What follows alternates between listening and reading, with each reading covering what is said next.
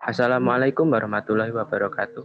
Di sini kami akan mempresentasikan hasil makalah kami yang berjudul Meningkatkan Perekonomian Industri pada Industri Kreatif Digital pada Masa Pandemi.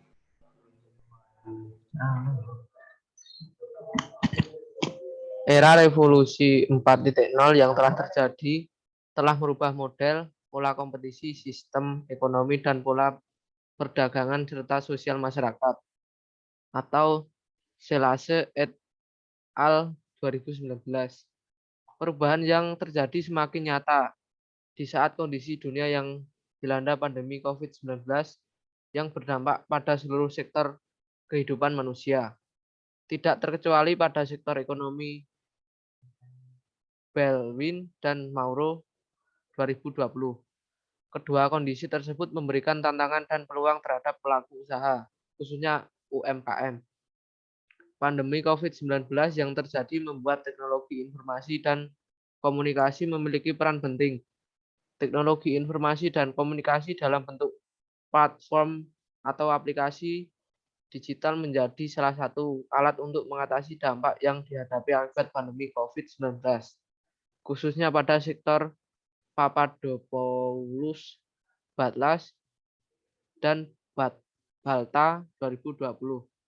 Teknologi ini meningkatkan konektivitas, interaksi manusia, mesin, dan sumber daya lainnya. Teknologi informasi dan komunikasi membuat banyak inovasi yang melibatkan internet di sektor ekonomi, sehingga berkontribusi pada pertumbuhan ekonomi.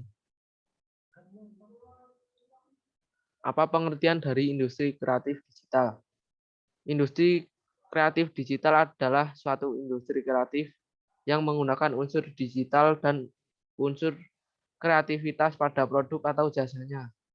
Industri jenis ini biasanya merupakan hasil dari produk teknologi informasi yang bisa menjadi solusi atas masalah kehidupan sehari-hari.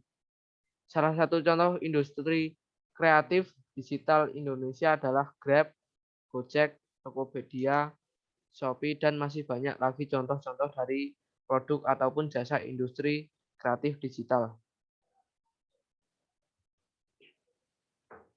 Dampak yang ditimbulkan pada masa pandemi terhadap ekonomi Indonesia pada setiap subsektor industri kreatif. Pandemi COVID-19 tidak hanya memukul pertumbuhan ekonomi, tapi juga menyebabkan terjadinya peningkatan jumlah pengangguran dalam jumlah yang besar. Economy Center of Reform on Economics atau KOR, Ahmad Akbar Susanto mengatakan dalam beberapa pekan terakhir, gelombang penghentian hubungan kerja atau PHK semakin merebak di sejumlah sektor, mulai dari sektor manufaktur, pariwisata, transportasi, perdagangan, konstruksi, dan lainnya. Selain itu, ada pula sebagian perusahaan yang saat ini hanya mampu membayar separuh dari gaji karyawannya. KOR memperkirakan akan terjadi peningkatan jumlah pengangguran terbuka pada kuartal 2/2020 dengan skenario terburuk mencapai 9,35 juta orang. Dampak pandemi COVID-19 dinilai akan berbeda untuk lapangan usaha yang berbeda, status pekerjaan yang berbeda, dan wilayah yang berbeda, baik dilihat dari lokasi provinsi maupun lokasi kota dan desa. Produk industri kreatif digital pada setiap subsektor ekonomi kreatif di masa pandemi yang berkembang di Indonesia. 1. Pengembangan permainan. Industri dan ekosistem permainan atau game lokal memiliki potensi besar untuk berkontribusi dalam ekonomi kreatif tanah air. Kontribusi game untuk eCraft Indonesia pada 2017 adalah 1,93% PDB dengan 44.733 jumlah tenaga kerja di subsektor ini. Di tahun yang sama ada 51 pengembang game lokal baru yang dari tahun ke tahun bertambah jumlahnya. Kemenparekraf akan mengelola subsektor pengembangan permainan lebih serius melalui beberapa hal, yaitu menginisiasi munculnya lebih banyak inkubator pengembang permainan, memasukkan unsur-unsur permainan ke dalam dunia pendidikan, memproteksi para pengembang lokal, dan membantu mereka dalam mempromosikan karya-karyanya. 2. Desain interior. Dalam 2 dekade terakhir, perkembangan subsektor ini menunjukkan kemajuan yang sangat pesat yang ditandai meningkatnya apresiasi masyarakat terhadap jasa desainer interior. 3. Seni rupa. Indonesia memiliki potensi seni rupa terbesar di Asia Tenggara, baik secara kualitas, kuantitas, pelaku kreatif, produktivitas, serta potensi pasar. 4. Film animasi dan video. Subsektor ini memiliki potensi menjadi lebih besar dengan peraturan hak karya intelektual, investasi, dan permodalan, serta akses penonton yang lebih luas. 5. Fotografi. Perkembangan subsektor ini didukung oleh meningkatnya minat anak muda terhadap fotografi, seiring perkembangan media sosial dan peralatan yang makin terjangkau. 6. Desain komunikasi visual. Desain grafis berperan mendukung pertumbuhan bisnis hingga bahkan kelancaran program-program pemerintah yang dibarengi pertumbuhan praktisi lokal kompeten. 7. Kriya. Seni kriya merupakan salah satu subsektor yang menjadi ciri khas bangsa Indonesia dan sangat dekat dengan industri pariwisata dan ekonomi kreatif. 8. Seiring dengan semakin meningkatnya penetrasi smartphone, industri pengembang aplikasi semakin meningkat dan menjadi subsektor yang berpotensi besar ke depannya. 9. Periklanan. Periklanan adalah subsektor ekonomi kreatif yang karyanya memiliki daya sebar paling tinggi. Hal ini tidak lepas dari peran sinergi para pemilik modal yang ingin memasarkan produk dan jasa mereka dengan media yang dimanfaatkan. 10. Musik. Musik merupakan industri cukup menjanjikan dalam dunia showbiz. Besarnya minat dan antusiasme para musisi muda untuk terjun ke dalam bidang ini menunjukkan bahwa musik punya potensi menjadi industri yang lebih besar. Peran pemerintah dalam meningkatkan perekonomian di seluruh sektor industri kreatif. Katalisator, fasilitator, dan advokasi yang memberikan rangsangan dan tantangan dan dorongan agar ide-ide bisnis bergerak ke tingkat kompetensi yang lebih tinggi. Dukungan itu dapat berupa komitmen pemerintah untuk menggunakan kekuatan politiknya dengan proporsional dan dengan memberikan pelayanan administrasi publik dengan baik, di samping dukungan bantuan finansial, insentif, ataupun proteksi. Regulator yang menghasilkan kebijakan-kebijakan yang berkaitan dengan people, industri, institusi, intermediasi, sumber daya, dan teknologi. Pemerintah dapat mempercepat perkembangan industri kreatif jika pemerintah mampu membuat kebijakan-kebijakan yang menciptakan iklim usaha yang kondusif bagi industri kreatif.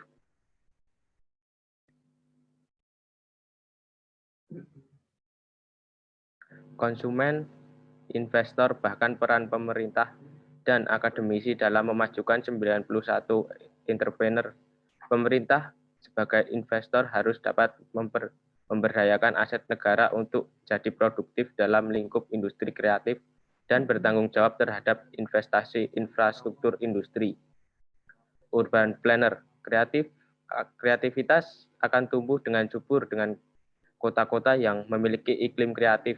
Agar pengembangan ekonomi kreatif berjalan dengan baik, maka perlu diciptakan kota-kota kreatif yang mampu menjadikan magnet yang menarik bagi individu untuk membuka usaha di Indonesia. Perbedaan dan mekanisme pengelolaan industri kreatif negara Thailand, Malaysia, Singapura, Republik Rakyat Tiongkok, Taiwan, New Zealand, dan United Kingdom. Negara Thailand, mekanisme pengelolaan dilakukan melalui koordinasi tunggal oleh badan ad hoc bentukan yaitu Thailand Creative and Design Center atau disingkat TCDC. Negara Malaysia, mekanisme pengelolaannya dilakukan melalui kolaborasi antara beberapa lembaga pemerintah sesuai dengan subsektor industri kreatif yang akan dikembangkan. Negara Singapura, mekanismenya pengelolaannya melalui koordinasi tunggal oleh kementerian yang sudah ada yaitu Ministry of Information, Communication, and the Art atau disingkat MICA. Koordinasi antar departemen dilakukan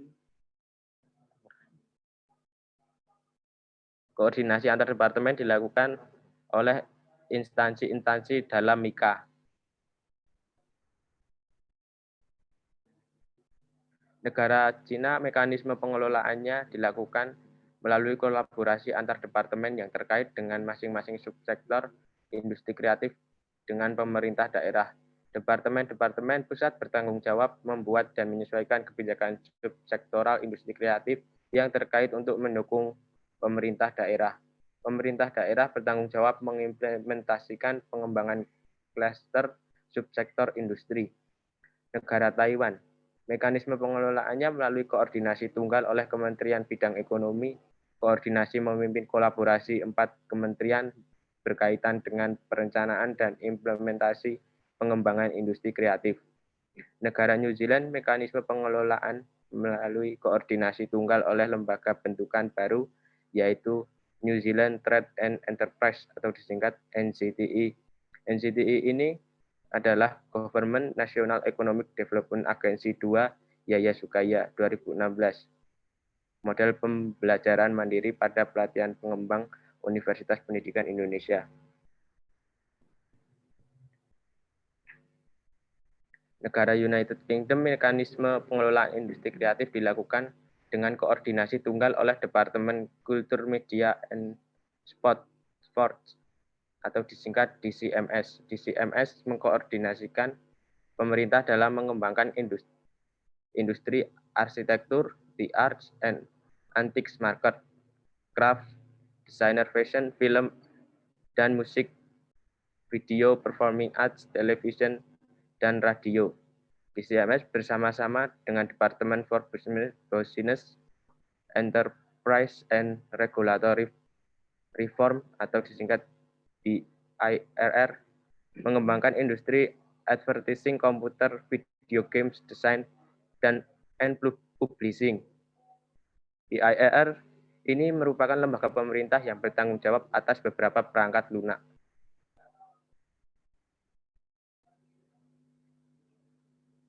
Kesimpulan, pandemi COVID-19 yang terjadi sejak Maret 2020 hingga sekarang membawa dampak yang sangat signifikan bagi negara.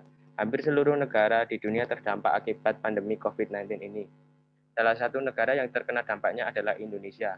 Dampak pandemi COVID-19 tidak hanya pada kesehatan masyarakat, namun juga berdampak pada ekonomi kreatif atau kesejahteraan ekonomi negara hingga ekonomi masyarakat. Adanya pandemi COVID-19 ini dapat menciptakan peluang masyarakat mandiri yang tidak bertanggung tangan pada bantuan pemerintah, tapi mempunyai inisiatif mencari solusi yang memperoleh keuntungan ekonomi. Strategi yang terbaik dalam melihat ini semua yakni masyarakat harus pintar membaca peluang ekonomi di tengah kondisi pandemi COVID-19 ini.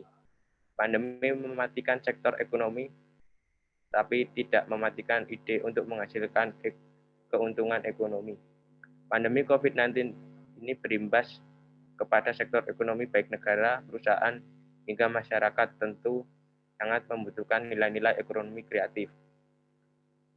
Sekian dari kami, bila banyak salah kata kami mohon maaf. Wassalamualaikum warahmatullahi wabarakatuh.